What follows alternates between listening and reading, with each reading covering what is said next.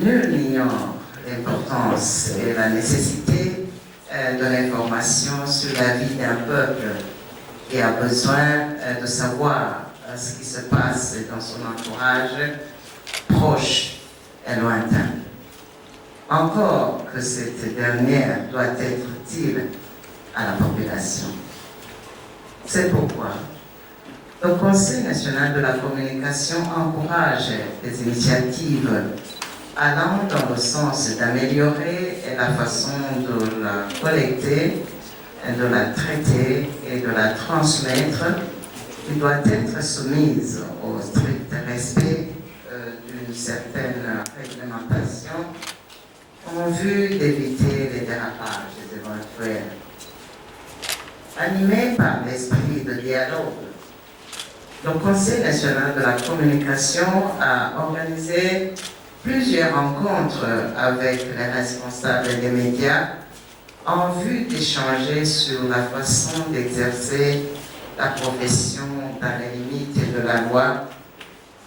Parmi les grandes recommandations de la dernière rencontre du 11 septembre 2023 à Gitega, il était question d'organiser un cadre d'échange réunissant les organes de régulation, d'autorégulation et des responsables des médias pour avoir une même lecture de la loi régissant la presse au Burundi. Mesdames et messieurs, on ne peut pas se faire d'illusions. Les télévisions en ligne poussent comme des champignons depuis un certain temps dans notre pays. Les unes opèrent dans la pure illégalité et leurs concepteurs n'ont même pas d'adresse connue au Burundi. Les autres se sont transformés en de véritables espaces d'injures et de règlement de compte contre individus. L'atteinte à la confraternité est banalisée, en plus de la violation flagrante des mœurs bondies. Ayant constaté que la vase risque d'être débordée, le Conseil national de la communication a réuni en 2021 les responsables des médias en ligne et leur a communiqué les mesures prises pour canaliser les efforts de nos jeunes attirés par le métier de journalisme à se mettre au même diapason que les autres évoluant dans la presse classique.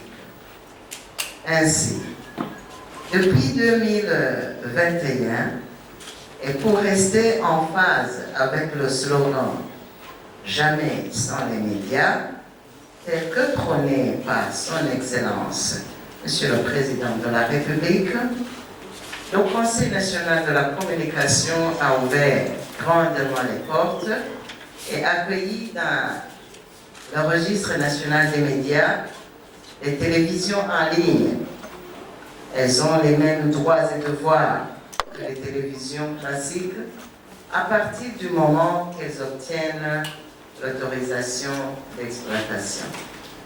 La naissance de ce réseau est pour nous un cadre idéal de contrôle et d'appui de ces télévisions en ligne.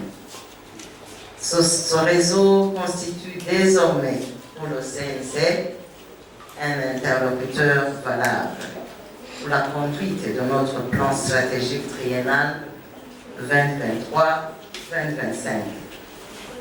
Nous avons été particulièrement touchés par la vision de ce réseau naissant qui dit, je cite, « La communication digitale, un outil indispensable dans le développement à l'ère du numérique. Avec une mission centrale qui est celle de rendre plus professionnels les médias en ligne et leur personnel. Transformer ces médias en outils essentiels de communication au jour du numérique fait partie de vos priorités. Et nous ne faisons que souhaiter bon vent à son réseau et pourvu que le mot d'ordre qui s'est fixé soit traduit en actes concrets. Le Conseil national de la communication prend acte et s'engage à l'accompagner et l'appuyer. Donc, c'est déjà.